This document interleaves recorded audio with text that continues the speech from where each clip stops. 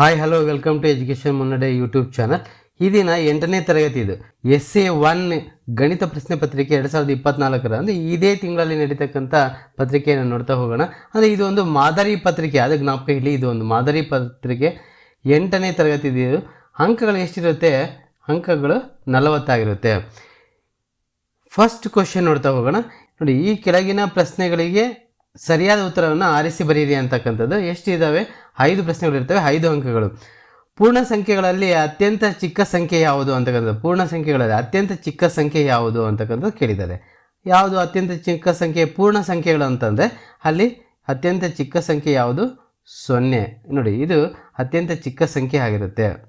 ಇದು ಏನಾಗಿರುತ್ತೆ? ಅತ್ಯಂತ ಚಿಕ್ಕ ಸಂಖ್ಯೆ ಅಂತ ಇರ್ತಾ ಹೋಗ್ತೀವಿ. ಓಕೆನಾ? ಇದು ಕರೆಕ್ಟ್. ನೆಕ್ಸ್ಟ್, ಷಡ್ಭುಜಾಕೃತಿಯ ಎಲ್ಲ ಹೊರಕೋನಗಳ ಮೊತ್ತ ಏನಾಗಿರುತ್ತೆ? ಷಡ್ಭುಜಾಕೃತಿಯ ಎಲ್ಲ ಹೊರಕೋನಗಳು ಅಂತ ಕೇಳಿದ್ದಾರೆ.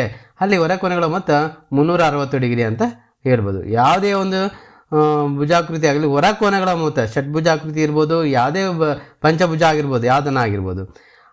ಇಲ್ಲಿ ನೆಕ್ಸ್ಟ್ ಕ್ವಶನ್ ನೋಡ್ತಾ ಹೋಗೋಣ. ಈ ಚಿತ್ರದಲ್ಲಿರುವ ನಕ್ಷೆ ಯಾವುದು ಅಂತಕ್ಕಂಥದ್ದು. ಈ ಚಿತ್ರದಲ್ಲಿರುವ ನಕ್ಷೆ ಯಾವ ರೀತಿಯಾಗಿದೆ ಅಂತಕ್ಕಂಥದ್ದು. ಇದು ನೋಡಿದ ತಕ್ಷಣ ನಿಮಗೆ ಗೊತ್ತಾಗುತ್ತೆ.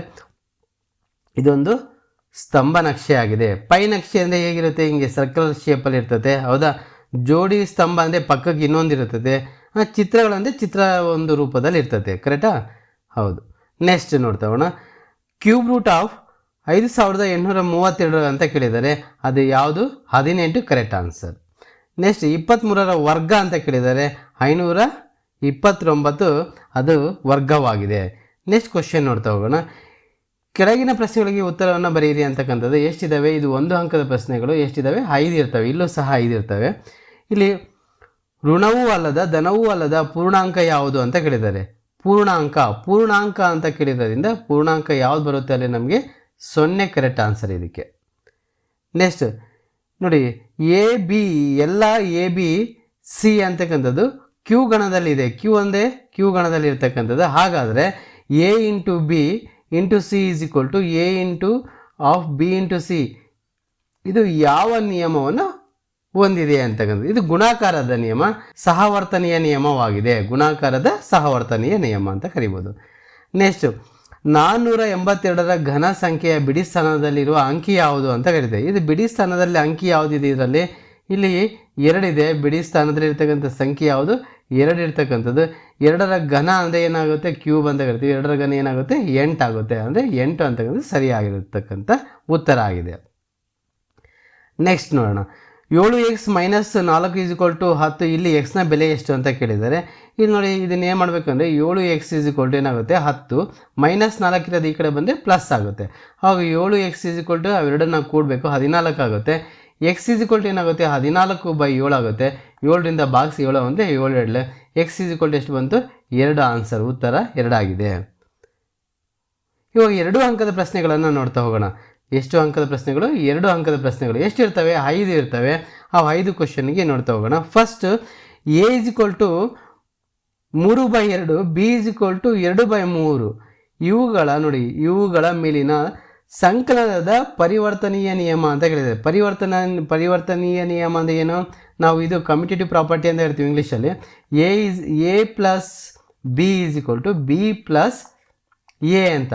ಇಲ್ಲಿ ಎ ಬೆಲೆ ಅವರೇ ಕೊಟ್ಟಿದ್ದಾರೆ. 3/2 ಪ್ಲಸ್ 2/3 ಆಗುತ್ತೆ.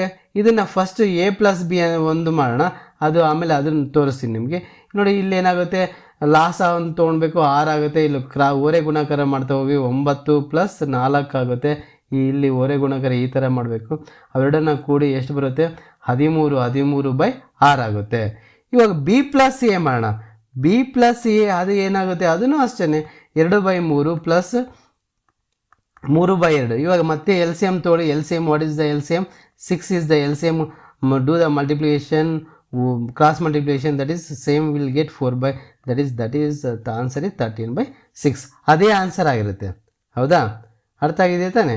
ನೆಕ್ಸ್ಟ್ ಕ್ವಶನ್ ನೋಡ್ತಾ ಹೋಗೋಣ. ನೆಕ್ಸ್ಟ್ ಕ್ವಶನ್ ನೋಡಿ, ಈ ಚಿತ್ರದಲ್ಲಿ ಎಕ್ಸ್ನ ಬೆಲೆಯನ್ನು ಕಂಡುಹಿಡಿಯಿರಿ ಅಂತ ಹೇಳಿದ್ದಾರೆ. ಇಲ್ಲಿ ಚಿತ್ರದಲ್ಲಿ ಎಕ್ಸ್ನ ಬೆಲೆಯನ್ನು ಕಂಡುಹಿಡಿಯತಕ್ಕಂಥದ್ದು ನೋಡೋಣ. ಎಕ್ಸ್ನ ಬೆಲೆ ಹೇಗೆ ಕಂಡುಹಿಡಿಯೋದು? ಇಲ್ಲಿ ಕೊಟ್ಟಿರ್ತಕ್ಕಂಥದ್ದು ನೋಡಿ, ಇವು ಎಲ್ಲ ಹೊರಕೋನಗಳ ಮೊತ್ತ. ನಾನು ಈಗ ತಾನೇ ಹೇಳಿದೆ, ಯಾವುದೇ ಒಂದು ಆಕೃತಿಯಲ್ಲಿ ಹೊರಕೋನಗಳ ಮೊತ್ತ ಒಟ್ಟ ಎಷ್ಟಾಗುತ್ತೆ? ನಮಗೆ 360 ಡಿಗ್ರಿ ಅಂತ ಹೇಳಿದೆ. 360 ಡಿಗ್ರಿಯಲ್ಲಿ ಈ ಕೋನ ಕೊಟ್ಟಿದ್ದಾರೆ, ಇಲ್ಲಿ 90 ಡಿಗ್ರಿ ಇದೆ, ಇಲ್ಲಿ 60 ಕೊಟ್ಟಿದ್ದಾರೆ, ಇದು 70 ಕೊಟ್ಟಿದ್ದಾರೆ, ಇಲ್ಲಿ 90 ಕೊಟ್ಟಿದ್ದಾರೆ. ಎಕ್ಸ್ ಬೆಲೆಯನ್ನು ಕಂಡುಹಿಡಿತಕ್ಕಂಥದ್ದು. ಅವಾಗ ಏನು ಮಾಡೋಣ, ಇದನ್ನು ಫಸ್ಟ್ ಕೊಟ್ಟಿರ್ತಕ್ಕಂಥದ್ದು ಎಲ್ಲ ಬರೆಯೋಣ. 90 ಡಿಗ್ರಿ ಪ್ಲಸ್ 60 ಡಿಗ್ರಿ ಅಂತ ಬರೀರಿ, plus 70 degree plus x is equal to 360 degree ಆಗುತ್ತೆ. ಕರೆಕ್ಟಾ? ಇಲ್ಲಿ ಮತ್ತೆ ಇವನ್ನೆಲ್ಲ ಆ್ಯಡ್ ಮಾಡ್ತಾ ಹೋಗಬೇಕು, ಕೂಡ್ತಾ ಹೋಗೋಣ. ಇಲ್ಲಿ ಎಷ್ಟಾಯಿತು? 90 90 ಅಂದರೆ 150, 150 ಒಂದು 70, 220 220 plus x is equal to ಎಷ್ಟಾಯಿತು? 360 ಡಿಗ್ರಿ ಆಗುತ್ತೆ. X is equal to 360 minus 220 ಅಂತ ಬರೀರಿ. ಎಕ್ಸ್ ಈಸ್ ಈಕ್ವಲ್ ಟು ಕಳೀತಾ ಹೋಗಿ 0 ಆಗುತ್ತೆ, 4 ಒಂದು 140 ಡಿಗ್ರಿ ಆಗುತ್ತೆ. 140 ಡಿಗ್ರಿ. ಹೊರ ಕೋನಗಳ ಮತ್ತು ಯಾವುದೇ ಆಗಿರಲಿ 360 ಡಿಗ್ರಿ ನಿಮಗೆ ಅದೊಂದು ಜ್ಞಾಪಕ ಇಲ್ಲಿ, ಇದು ಭಾಳ ಇಂಪಾರ್ಟೆಂಟ್ ಕಾನ್ಸೆಪ್ಟ್. ಓಕೆ, ಒಂದು ದಾಳವನ್ನು ಎಸೆದಾಗ ಬರುವ ಬೆಸ ಸಂಖ್ಯೆ ಮೇಲೆ ಇರುವ ಸಂಭವನೀಯತೆಯನ್ನು ಕಂಡುಹಿಡಿಯಿರಿ ಅಂತಕ್ಕಂಥ. ಯಾವುದೇ ಒಂದು ದಾಳವನ್ನು ಎಸಿರಿ, ನಮಗೆ ಒಟ್ಟು ಎಷ್ಟು ಬರ್ತದೆ ನೋಡಿ, ಔಟ್ಕಮ್ಸ್ ಅಂತ ಹೋಗ್ತೀವಿ, ಅವು 6 ಇರ್ತವೆ. ಅದರಲ್ಲಿ ಬೆಸ ಸಂಖ್ಯೆಗಳು ಎಷ್ಟಿರ್ತವೆ? 3 ಇರ್ತವೆ. ಅಂದರೆ 3/6 ಅನ್ನೋದು ಸರಿ ಉತ್ತರ ಆಗಿದೆ. ಇಲ್ಲಿ 86 ಸ್ಕ್ವೇರನ್ನು 80 + 6 ಹೋಲ್ ಸ್ಕ್ವೇರ್ ಅಂದರೆ a+b whole square formula apply ಮಾಡಿದರೆ ನಮಗೆ ಆನ್ಸರ್ ಸಿಗುತ್ತೆ. ಹೌದಾ? ನೆಕ್ಸ್ಟ್ ನೋಡಿ, ಇಲ್ಲಿ 3 ಅಂಕದ ಪ್ರಶ್ನೆಗಳು ಕೊಟ್ಟಿದ್ದಾರೆ. ಇವು 3 ಅಂಕದ ಪ್ರಶ್ನೆಗಳು ಹೇಗಿದ್ದಾವೆ ಅಂತಂದರೆ, a is equal to 3 4/3, b is equal to 2/4, c is equal to 1/2. ಇವುಗಳಿಗೆ ಗುಣಾಕಾರದ ಸಹವರ್ತನೀಯ ನಿಯಮ ಅಂದರೆ ಸಹವರ್ತನೀಯನ್ನು ನಿಯಮವನ್ನು ಪರೀಕ್ಷಣೆ ಮಾಡ್ತಕ್ಕಂಥದ್ದು. ಇವಾಗ ಇದರಲ್ಲಿ ನಿಮ್ಗೆ ಆಲ್ರೆಡಿ ಇಲ್ಲಿ ಫಾರ್ಮುಲಾ ಇಲ್ಲಿ ಸಿಕ್ಬಿಟ್ಟಿದೆ. ಎಲ್ಲಿದೆ? ಆಪ್ಷನ್ಸಲ್ಲಿ ಇಲ್ಲೇ ಕೊಟ್ಟಿದ್ರು ನೋಡ್ರಿ, ಇಲ್ಲೇ ಇದೆ ನಮಗೆ ನಿಯಮ. ಹೌದಾ? ಈ ನಿಯಮವನ್ನು ನಾವೇನು ಮಾಡಬೇಕು, ಅಲ್ಲಿ ಅಪ್ಲೈ ಮಾಡಬೇಕು. ಎ ವ್ಯಾಲ್ಯೂ, ಬಿ ವ್ಯಾಲ್ಯೂ ಮತ್ತು ಸಿ ವ್ಯಾಲ್ಯೂಗಳನ್ನು ಬರೆದ್ರೆ ಈಸಿಯಾಗಿ ನೀವು 3 ಮಾರ್ಕ್ಸ್ ಪಡಿಬೋದು. ಓಕೆನಾ? ನೆಕ್ಸ್ಟ್ ಕ್ವಶನ್ ನೋಡೋಣ. ನೆಕ್ಸ್ಟ್ ಕ್ವಶನು, ಒಂದು ಸಂಖ್ಯೆಯ 8ರಷ್ಟಕ್ಕೆ 4 ಕೂಡಿದಾಗ 60 ದೊರೆಯುವುದು, ಆ ಸಂಖ್ಯೆ ಯಾವುದು ಅಂತ ಕೇಳಿದ್ದಾರೆ. ಅಂದರೆ ಒಂದು ಸಂಖ್ಯೆ ಅಂದರೆ ಅದು ಎಕ್ಸ್ ಆಗಿರಲಿ ಅಂತ ತಗೊಳ್ಳೋಣ. ಅಂದರೆ ಎಕ್ಸ್ ಒಂದು ಸಂಖ್ಯೆಯ 8ರಷ್ಟಕ್ಕೆ ಅಂದರೆ 8x ಪ್ಲಸ್ 4 ಕೂಡಿದಾಗ 60 ಆಗುತ್ತೆ ಅಂತ ಹೇಳಿದ್ದಾರೆ. ಇವಾಗ 8x ಇಸ್ ಈಕ್ವಲ್ ಟು, ಇಲ್ಲಿ ನೋಡಿ 60 ಇದೆ, ಇದು ಮೈನಸ್ ಆಗುತ್ತೆ, 4 ಅಂತ ಬರೆಯೋಣ. 8x ಇಸ್ ಈಕ್ವಲ್ ಟು ಕಳೀತಾ ಹೋಗೋಣ, ನಮಗೆ 56 ಬರುತ್ತೆ. ಅವಾಗ ಎಕ್ಸ್ ಇಸ್ ಈಕ್ವಲ್ ಟು ಏನಾಗುತ್ತೆ? 56/8 ಆಗುತ್ತೆ. 8ರಿಂದ ಗುಣಿಸ್ಬೇಕು, ಭಾಗಿಸ್ಬೇಕು. 8 1 8 6 8 1 8 6 48, 8 7 56, 8 7 6 ಅಲ್ಲ 7. ಅಂದರೆ ಎಕ್ಸ್ ಬೆಲೆ ಎಷ್ಟಾಯ್ತು? ಅಲ್ಲಿಗೆ 7 ಆಯಿತು. ಓಕೆ, ಈ ರೀತಿಯಾಗಿ ಅದನ್ನು ಬಿಡಿಸ್ತಾ ಹೋಗೋದು. ನೆಕ್ಸ್ಟ್, ಇದು ಇಂಪಾರ್ಟೆಂಟ್ ನೋಡಿ, 4096 ಈ ವರ್ಗಮೂಲವನ್ನು ಅವಿಭಾಜ್ಯ ಅಪವರ್ತನ ವಿಧಾನದಿಂದ ಬಿಡಿಸಿರಿ. ನೋಡಿ, ಭಾಳ ಇಂಪಾರ್ಟೆಂಟ್ ಇದು.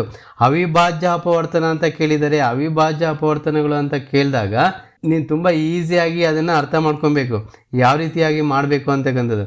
ಅಪವರ್ತನಗಳಂದರೆ ಇಲ್ಲಿ ನೋಡಿ, ನಾನು ಬರಿತಾ ಹೋಗ್ತೀನಿ, ಈ ಥರನೇ ಮಾಡಬೇಕು. ಅದನ್ನು ಡಿವಿಷನಿಂದ ಅಂತ ಹೇಳಿಲ್ಲ, ಅವಿಭಾಜ್ಯ ಅಪವರ್ತನಗಳು ಅಂತ ಹೇಳಿದರೆ. ಅಂದರೆ ಇಲ್ಲಿ ನೋಡಿ, ಅವಿಭಾಜ್ಯ ಅಪವರ್ತನಗಳು 2ರಿಂದ ಭಾಗಿಸ್ಬೋದು. ನೀನು 2ರಿಂದ ಮಾಡೋಣ. 2 2 0, 2 4 8, 1 ಉಳಿತು, 2 2 8 16. ಮತ್ತು 2ರಿಂದ 2 1 0, 2 2 2 4. ಹೌದಾ? ಮತ್ತು 2ರಿಂದ ಮಾಡೋಣ. 2 5 ಬರುತ್ತೆ, 2 1 2 2 2. ಮತ್ತು 2ರಿಂದ 2 2 4, 2 2 4, 2 5 10, 2 6 12. ಮತ್ತು 2ರಿಂದ ಹೋಗುತ್ತೆ ನೋಡಿರಿ, 2 1 2 2 4, 2 8 16. ಮತ್ತು 2ಇಂದ 2 6 2 4 ಅಗೇನ್ 2 2 3 2 2 ಅಗೇನ್ 2. ಮತ್ತು 2 1 2 6 ರೈಟ್, ಅಗೇನ್ 2 2ಇಂದ ಮತ್ತೆ ಏನು 2 8 ಮತ್ತು 2ರಿಂದನೇ 2 4, ಆಮೇಲೆ 2ರಿಂದ 2 2 ನೆಕ್ಸ್ಟ್ 2ರಿಂದ 2 1. ಈ ರೀತಿಯಾಗಿ ಬರೆದು ಅದನ್ನು ಟೋಟಲ್ ಎಷ್ಟಿದ್ದಾವೆ ಅಂತಕ್ಕಂಥದ್ದನ್ನು ಬರೀಬೇಕು. ಯಾಕೆ ವರ್ಗಮೂಲವನ್ನು ಕಂಡುಹಿಡಿಯಿರಿ ಅಂತ ಹೇಳಿದರೆ ಗ್ರೂಪಿಂಗ್ ಮಾಡ್ತಾ ಹೋಗ್ತೀವಿ ತಾನೆ. ಅದಕ್ಕೆ 4096 ಈಸ್ ಈಕ್ವಲ್ ಟು, ಇವು ಗ್ರೂಪ್ ಮಾಡೋಣ. ಇದೊಂದು ಜೊತೆ ಆಗುತ್ತೆ, ಇದೊಂದು ಜೊತೆ ಆಗುತ್ತೆ, ಇವೆರಡು ಜೊತೆ 2 ಜೊತೆ ಮಾಡ್ಬೇಕು ತಾನೆ ನಾವು. ಇಲ್ಲೊಂದು ಜೊತೆ ಆಗುತ್ತೆ, ಇಲ್ಲೊಂದು ಜೊತೆ ಆಗುತ್ತೆ. ಅಂದರೆ ನಾನೇನು ಮಾಡ್ತೀನಿ, ನೇರವಾಗಿ ಬರಿತಾ ಹೋಗ್ತೀನಿ. ಅದು ವರ್ಗಮೂಲ ಇರೋದ್ರಿಂದ ಸ್ಕ್ವೇರ್ ರೂಟ್ ಹಾಕ್ತೀನಿ. ಇಲ್ಲಿ ಸ್ಕ್ವೇರ್ ರೂಟ್ ಹಾಕಿ ಒಂದೇ ಸತಿ 2 ಸ್ಕ್ವೇರ್ ಅಂತ ಬರೆಯೋಣ. 2 ಸ್ಕ್ವೇರ್ ಆಗುತ್ತೆ, ಮತ್ತೆ 2 ಸ್ಕ್ವೇರ್ ಆಗುತ್ತೆ, ಮತ್ತೆ 2 ಸ್ಕ್ವೇರ್ ಆಗುತ್ತೆ, ಮತ್ತೆ 2 ಸ್ಕ್ವೇರ್ ಆಗುತ್ತೆ. ಎಷ್ಟಿದ್ದಾವೆ? 1 2 3 4 5 6 ಇದ್ದಾವೆ. ಇಲ್ಲಿ 1 2 3 4 5 ಇಂಟು 6 6 ಆಗುತ್ತೆ. ನೋಡಿ ಇವೆಲ್ಲವೂ ಸಹ ಹೊರಗಡೆ ತೆಗಿಯೋಣ. 2 into 2 into 2 into 2 into 2 into 2 ಅಂತ ಬರೆಯೋಣ. ಒಟ್ಟು 6, 2 4 4 8 8 16 16 32 32 2 64ರ ವರ್ಗ ಅದು ಆಗುತ್ತೆ. ನಾವು ಈ ರೀತಿಯಾಗಿ ಇದನ್ನು ಬಿಡಿಸ್ತಾ ಹೋಗಬೇಕು. ಓಕೆನಾ? ಈಸಿ ಇದೆ, ಆದರೆ ತುಂಬ ಈಸಿ ಇರ್ತಕ್ಕಂಥದ್ದನ್ನು ನೀವು ತಪ್ಪು ಮಾಡ್ಕೊಂಡ್ಬಿಡ್ತೀರ. ಬೇಗ ಬೇಗ ಮಾಡೋಕ್ಕೋಗಿ ಎಷ್ಟು ಈಸಿ ಇದೆ ಅಂತ ಹೇಳಿ ತಪ್ಪು ಮಾಡ್ಕೊಂಡ್ಬಿಡ್ತೀರ. ಅದಕ್ಕೆ ನೀಟಾಗಿ ಇದನ್ನು ಅರ್ಥ ಮಾಡ್ಕೊಂಡು ಬಿಡಿಸ್ತಾ ಹೋಗಿ. ಓಕೆ, ನೆಕ್ಸ್ಟ್ ಕ್ವಶನ್ ನೋಡ್ತಾ ಹೋಗೋಣ. 243 ಪೂರ್ಣ ಘನವನ್ನಾಗಿ ನೋಡಿ. 243 ಪೂರ್ಣ ಘನವನ್ನಾಗಿ ಮಾಡಲು ಅದಕ್ಕೆ ಗುಣಿಸಬೇಕಾದ ಸಂಖ್ಯೆ ಎಷ್ಟು ಅಂತ ಇದೊಂದು ತೋರಿಸ್ತೀನಿ ನಾನು ನಿಮಗೆ. ಯಾಕಂದರೆ ಇದು ಇಂಪಾರ್ಟೆಂಟ್ ಇರೋದ್ರಿಂದ ಇದನ್ನು ತೋರಿಸ್ತಾ ಹೋಗ್ತೀನಿ. 243 ಅಂತ ಕೊಟ್ಟಿದ್ದಾರೆ. 243 ಒಂದು ಘನ ಸಂಖ್ಯೆಯನ್ನಾಗಿ ಮಾಡಬೇಕಂದ್ರೆ ಏನು ಮಾಡಬೇಕಂದ್ರೆ ನಾವು ಇದನ್ನು 2ರಿಂದ ಭಾಗಿಸ್ತಾ ಹೋಗೋಣ. 2ರಿಂದ 2 ನೋಡಿ 2 ಒಂದ್ಲೆ ಅಂತ ಅಲ್ಲ, ಇಲ್ಲಿ 3 ಲಾಸ್ಟಿಗೆ 3 ಇರೋದ್ರಿಂದ ನಾವು ಇದನ್ನು 2ರಿಂದ ಭಾಗಿಸೋಕ್ಕೆ ಬರಲ್ಲ. ಹೌದಾ? ಆವಾಗ 3ರಿಂದ ಮಾಡೋಣ. ಕರೆಕ್ಟಾ? ಕರೆಕ್ಟ್. 3 8 24 ಆಗುತ್ತೆ. 3 1 3 ಆಗುತ್ತೆ. ಮತ್ತು 2ರಿಂದ ಮತ್ತೆ 3ರಿಂದನೇ ಮಾಡೋಣ. 3 2 6 ಅಂತ ಆಗುತ್ತೆ. ಆವಾಗ 3 7 21. ಮತ್ತೆ 3ರಿಂದ ಮಾಡೋಣ. 3 9 ಮತ್ತೆ 3ರಿಂದ ಮಾಡಿ 3 3s ಆಗುತ್ತೆ. ಮತ್ತು 3ಯಿಂದ 3 3s 3 1s ಆಗುತ್ತೆ. ಇಲ್ಲಿ ನೋಡಿ ಇವು 3 ಘನ ಸಂಖ್ಯೆಗಳು ಒಂದಾಗುತ್ತೆ. ಇಲ್ಲಿ ಏನಾಗುತ್ತೆ ಅಂದರೆ 243 ಈಕ್ವಲ್ಸ್ ಇಲ್ಲಿ ಯಾವ್ಯಾವ ಸಂಖ್ಯೆಗಳು ಬರ್ತದೆ ಅಂದರೆ 3 ಇಂಟು 3 ಇಂಟು 3 ಇಂಟು 3 ಇಂಟು 3 ಆಗುತ್ತೆ. ಇಲ್ಲಿ ಒಂದು ಘನ ಸಂಖ್ಯೆ ಇಲ್ಲಿ ಬರ್ತದೆ. ಇದಕ್ಕೆ ಇನ್ನೊಂದು ಸಂಖ್ಯೆ ಬೇಕಾಗಿತ್ತು. ಅದಕ್ಕೆ ನಾವು 3ರಿಂದ ಗುಣಿಸ್ತಾ ಹೋಗಬೇಕು. ಕೊಟ್ಟಿರ್ತಕ್ಕಂಥ ಸಂಖ್ಯೆನ 3ರಿಂದ ಗುಣಿಸಿದರೆ ಅದೊಂದು ಪೂರ್ಣ ಘನ ಸಂಖ್ಯೆ ಆಗುತ್ತೆ. ಪೂರ್ಣ ಘನ ಸಂಖ್ಯೆ ಈ ಥರ ನಾವು ಬಿಡಿಸ್ಕೊತ ಹೋದರೆ ಇವು ಅವಿಭಾಜ್ಯ ಅಪವರ್ತನಗಳ ಸಹಾಯದಿಂದ ಬಿಡಿಸಿದರೆ ನಮಗೆ ಈಸಿಯಾಗಿ ಅದರ ಉತ್ತರ ಸಿಗುತ್ತೆ. ಹೌದಾ? ಅರ್ಥ ಆಯ್ತಲ್ವ? ಈಸಿಯಾಗಿ ಉತ್ತರ ಸಿಗುತ್ತೆ. ನೆಕ್ಸ್ಟ್ ಕ್ವಶನ್ ನೋಡೋಣ. ಇಲ್ಲಿ ನೋಡಿ ಇವಾಗ ಯಾವ್ದು ಕ್ವಶನ್, ಇವಾಗ ಭಾಳ ಇಂಪಾರ್ಟೆಂಟ್ ಕ್ವಶನ್ಸ್ ಇವು. ಯಾವುದು? 4 ಅಂಕದ ಪ್ರಶ್ನೆಗಳು ಇವು. 2 ಕ್ವಶನ್ ಇರ್ತವೆ, 8 ಮಾರ್ಕ್ಸ್. ನೋಡಿ ಇಲ್ಲೂ ಅಷ್ಟೇ ತುಂಬ ಈಸಿ ಕ್ವಶನ್ನೇ ಕೇಳಿದ್ದಾರೆ ಅವರು. 2304 ಹಾಗೂ 4489 ಸಂಖ್ಯೆಗಳ ವರ್ಗಮೂಲವನ್ನು ಭಾಗಾಕಾರ ವಿಧಾನದಿಂದ ಕಂಡುಹಿಡಿಯಿರಿ. ಭಾಗಾಕಾರ ವಿಧಾನ ನಿಮಗೆ ಗೊತ್ತಿದೆ. ಈ ಥರ ಡಿವಿಷನ್ ಮಾಡ್ತಕ್ಕಂಥದ್ದು ಈ ಗ್ರೂಪಿಂಗ್ ಮಾಡ್ಕೊಂಡೇ ಮಾಡಬೇಕು. ಹೌದಲ್ವಾ? ಕಲಿಸಿರ್ತಾರೆ.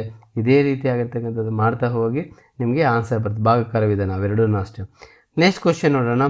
ಇಲ್ಲಿ ಪೈ ಚಾರ್ಟನ್ನು ರಚಿಸ್ತಕ್ಕಂಥದ್ದು. ಪೈ ಚಾರ್ಟನ್ನು ರಚಿಸಬೇಕು. ಯಾವುದೇ ರೀತಿಯಾಗಿರ್ತಕ್ಕಂಥ ಪೈ ಚಾರ್ಟನ್ನು ರಚಿಸಬೇಕಂದ್ರೆ ನಾವು ಕೋನವನ್ನು ಮಾಡಬೇಕು. ಅಂದರೆ ಸೆಂಟ್ರಲ್ ಆ್ಯಂಗಲ್ ಅಂತ ಹೇಳ್ತೀವಿ, ಮಧ್ಯದ ಕೋನ. ಯಾಕೆ ಅಂದರೆ ಅದು ನಿಮಗೆ ಗೊತ್ತಿದೆ. ಅದು ಒಂದು ಪೈ ಚಾರ್ಟ್ ಅಂದರೆ ಈ ಥರ ವೃತ್ತವನ್ನು ಬರಿತೀವಿ. ಇಲ್ಲಿ ನಾವು ಆ್ಯಂಗಲ್ಸ್ಗಳನ್ನು ಈ ಥರ ಬರಿತಾ ಹೋಗ್ತೀವಿ. ಹೌದಾ? ಇವು ಎಷ್ಟು ಡಿಗ್ರಿ ಇರಬೇಕು ಏನು ಅಂತಕ್ಕಂಥದ್ದು ಇವೆಲ್ಲವನ್ನ ಈಗ ಆ್ಯಡ್ ಮಾಡ್ತಾ ಹೋಗ್ಬೇಕು. ಉತ್ಪಾದನೆಯಲ್ಲಿ ಆಗಿರ್ತಕ್ಕಂಥದ್ದು ಇವೆಲ್ಲವನ್ನೂ ಆ್ಯಡ್ ಮಾಡ್ಕೊತ ಹೋಗ್ತೀವಿ. ಬಂದಿರತಕ್ಕಂಥ ಸಂಖ್ಯೆನ ಅದೇ ಸಂಖ್ಯೆಯಿಂದ 360ರಿಂದ ಭಾಗಿಸ್ತಾ ಹೋಗ್ತೀವಿ ಟೋಟಲ್ ಸಂಖ್ಯೆನ. ಅವಾಗ ನೀವು ಮಧ್ಯದ ಕೋನ ಬರುತ್ತೆ. ಮಧ್ಯ ಕೋನ ಬಂದಾಗ ಈಸಿಯಾಗಿ ಒಂದು ಪೈ ಚಾರ್ಟನ್ನು ಬರೀಬೋದು. ಹೌದಾ?